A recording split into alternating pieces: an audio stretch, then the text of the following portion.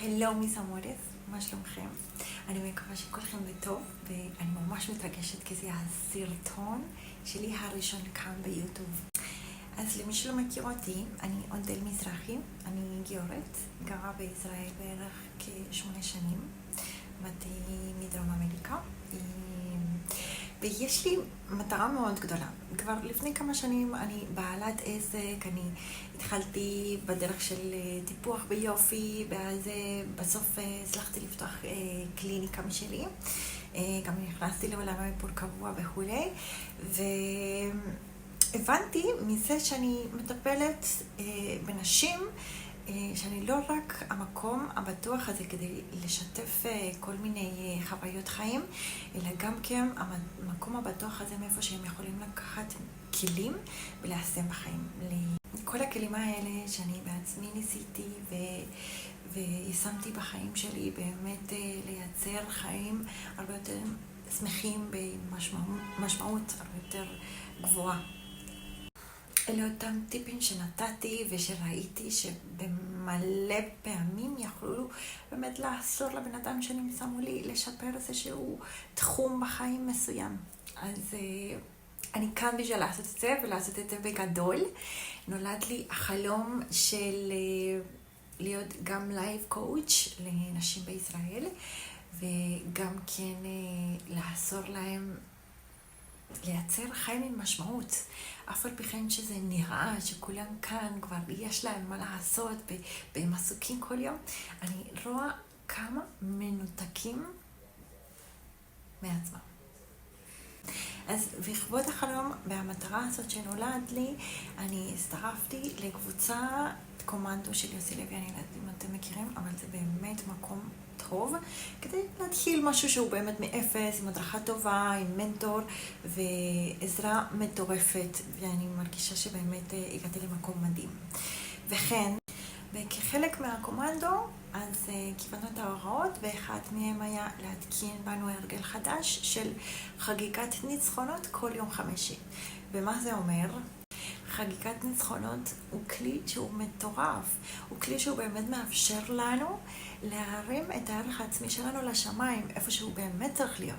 וכן אני חושבת שאם האדם יש לו את ההזדמנות הזאת להכיר בדברים הטובים שהוא עושה, עליו לעשות את זה כל יום, לנצל כל הזדמנות כדי באמת להכיר את היכולות שלו. ולצערי אני שהתחיל את התוכנית, אז התחיל את המלחמה, ומה נעשה? הכל הפך להיות, או חלק מהתוכנית לפחות, כבר התחלנו לעשות אותה בזום, לא שזה לא היה טוב, זה היה מצוין. סתם לא לבזבז את הזמן ולא לעשות כלום, עדיף לעשות משהו. לי אישי זה קצת הוריד אותי, וחוץ מזה שהתחילה מלחמה, ונתתי לכל הגל של המידע פשוט לשטוף אותי, לקחת אותי בגל הזה, ונכנסתי, אתם יודעים, כאילו עצרתי את החיים שלי לרגע. אני בטוחה שכולנו עשינו את זה, כן? אבל אני פשוט הייתי כל כך בשוק. אתם צריכים להבין, אני גיורת. שאלו אותי, האם אני עדיין מוכנה להיות חלק מהעם הזה שכל הזמן רודפים אחריו ורוצים להרוג אותנו. ואז אני אמרתי, כן, אני מוכנה. אבל וכן לא ידעתי עד כמה הדבר הזה מטורף. פשוט להיכנס לכל רשת אפשרי, לראות קצת מהחדשות. למרות שאני ניסיתי לא להיות שם, זה גרר אותי בטירוף. וכן, אני יכולה לומר, זה גרר אותי, אבל האמת היא שאני נתתי לזה לגרור אותי. זאת אומרת, אני מיקדתי את עצמי במקום שאני נותנת את הכוח שלי החוצה, ולא עוצרת את הדבר הזה. וסוג שלי נכנסתי לדיכאון, ולא הייתי יעילה כל כך. לא יכלתי לתפקד, לא יכלתי באמת להיות נוכחת ברגע ובזמן. ולפתע קצת שכחתי את המטרות שלי, ושכחתי יש לי איזשהו מסר מאוד גדול להעביר לעולם, ויש בי כוח לייצר שינוי גדול להמוני נשים כאן בישראל. באמת לרגע שכחתי את זה, ביחד עם זה שכחתי את עצמי. שזהו דבר שבדרך כלל לא קורה. לא קורה, כי אני כבר תקופה ארוכה מזה שהפכתי להיות בחורה צעירה עם עסק, עם 2 ילדים קטנים ועם כל כך הרבה עשייה, אז פתאום מצאתי את עצמי בבית, בתוך מידע, בתוך אינפורמציה שלילית, הכנסתי את עצמי, כי אני הכנסתי את עצמי למקום של דיכאון ומחשבות שליליות ודברים שבאמת לא עושים טוב לאדם. לא יכולה להגיד שלגמרי לא תפקדתי, כי תפקדתי בתוך הבית שלי בעיקר. העסקתי את עצמי אפילו בניקיון הכי עמוק, בסדר וכולי, וכן פעלתי כמו זומבי, כאילו עשיתי ולא הייתי שם. המוח שלי לגמרי במקום אחר, בתוך פחדים, בתוך מחשבות שהם באמת נתנו לי להרגיש כל כך נוחה בנוחותה, ופתאום גם לחשוב על כל האנשים שלצערנו עברו כל כך הרבה דברים מזעזעים, ושזה יכל להיות אני גם כן, יכל להיות חלילה המשפחה שלי, ובקיצור כן יכולתי להרגיש את הכאב של כל עם ישראל, יכלתי להרגיש מה זה אומר שהעם ישראל ערבים זה לזה, שרק ישראל נקראים אדם, כאילו אנחנו חלק, שאנחנו באמת חלק מזה. והגיע הזמן של שקט, של רגע של התבוננות, ופשוט הבנתי לאן אני הולכת? השנייה השקעתי כל כך הרבה כסף בשביל לייצר משהו שהוא מאוד גדול, וזוהי הרגע אין לי את היכולת, איך אומרים? To disappoint את הצד השני שלי. קודם כל, לאכזב את עצמי על ידי זה שאני לא עומדת במילה שלי, שאני פוגעת בעצמי על ידי זה שאני לא עומדת בדברים שאני אמרתי שאני אעשה.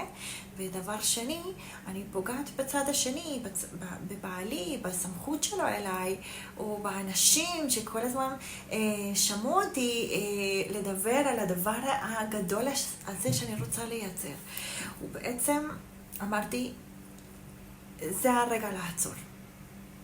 והנה, התחלתי לתפקד בחזרה.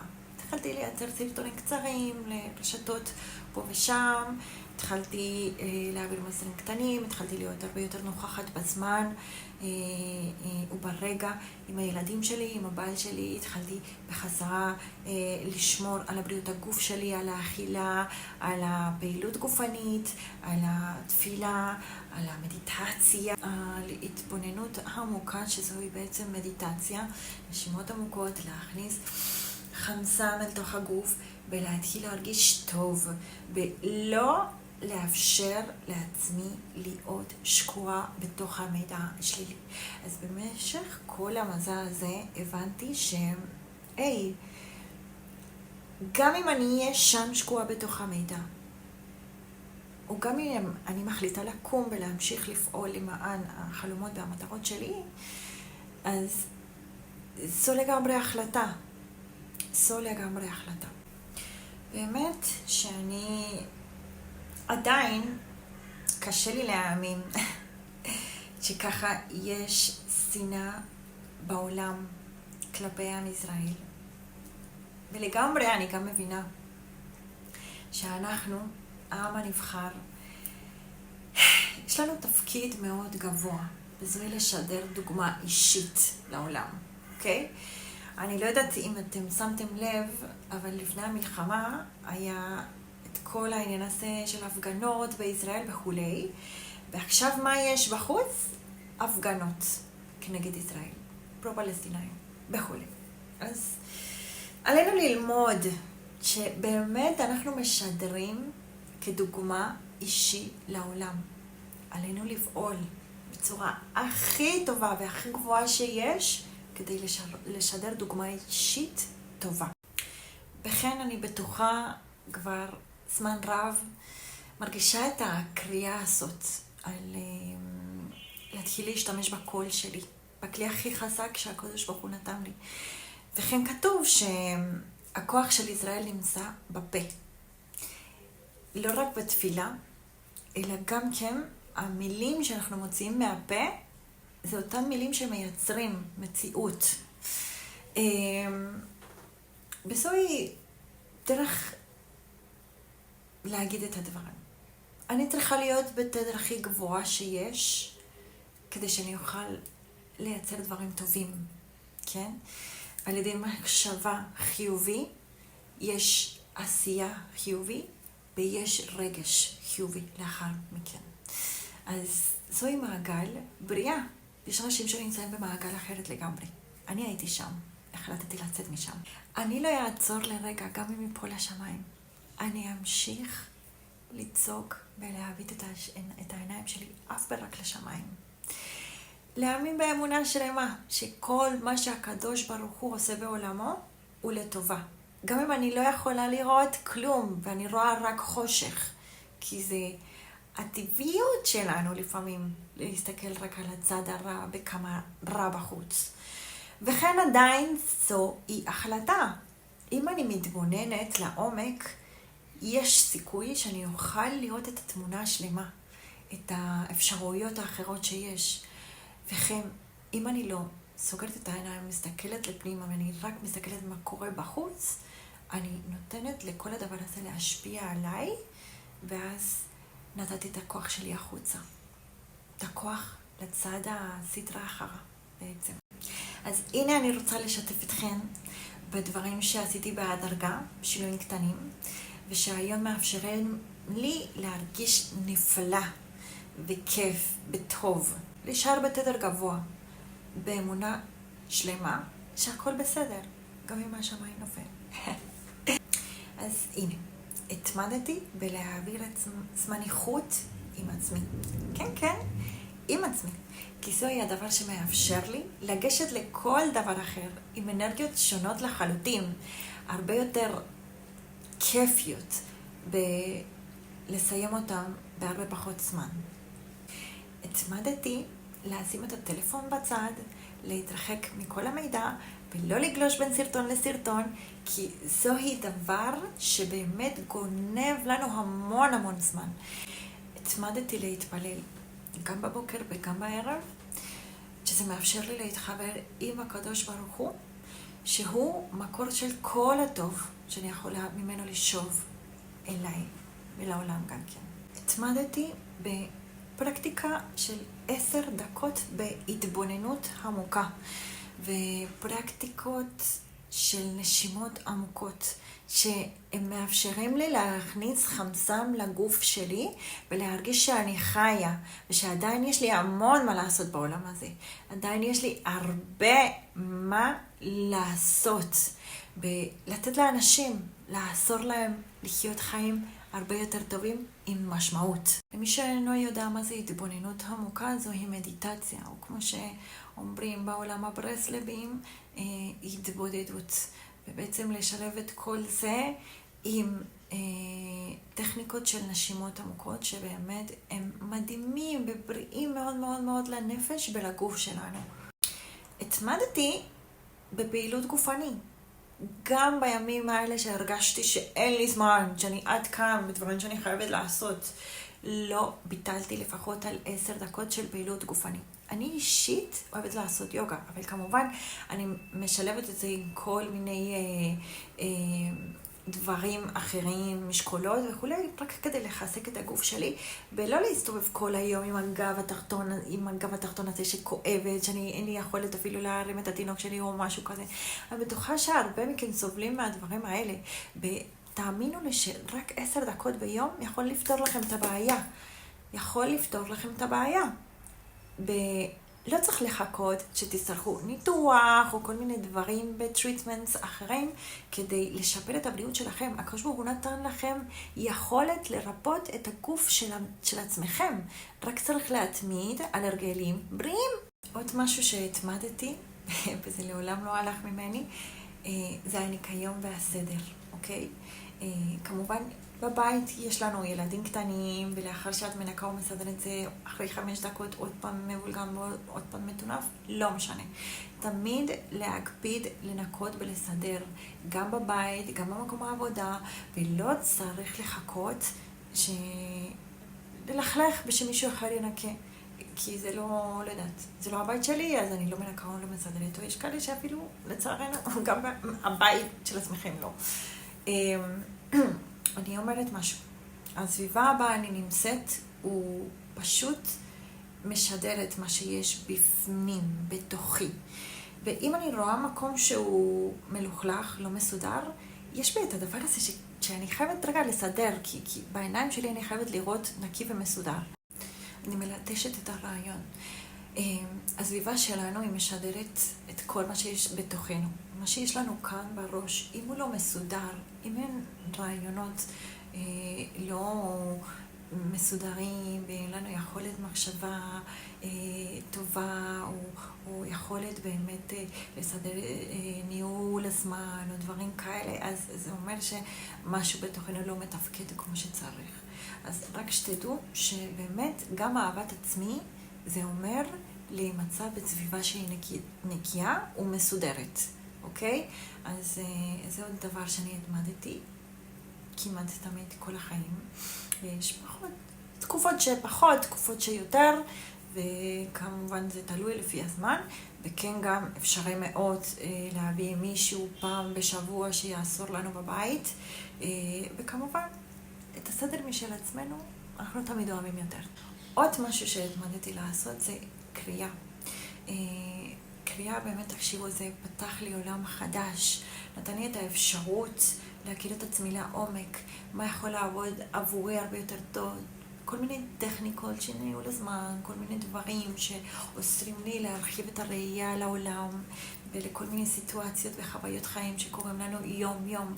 אז באמת קריאה לפחות 10 דקות ביום, רבע שעה, אפילו אם אפשרים לכם קצת יותר, 20 דקות, חצי שעה, זה מעולה, מעולה, מעולה. זה מרחיב לכם את הידע ואת ההבנה, ותמיד תזכרו שידע זה כוח, ידע זה כוח, וזה גם מה שמאפשר לנו להיות אנשים טובים יותר בעולם הזה, יותר יעילים לאחרים, לעצמנו וגם לסביבה שלנו.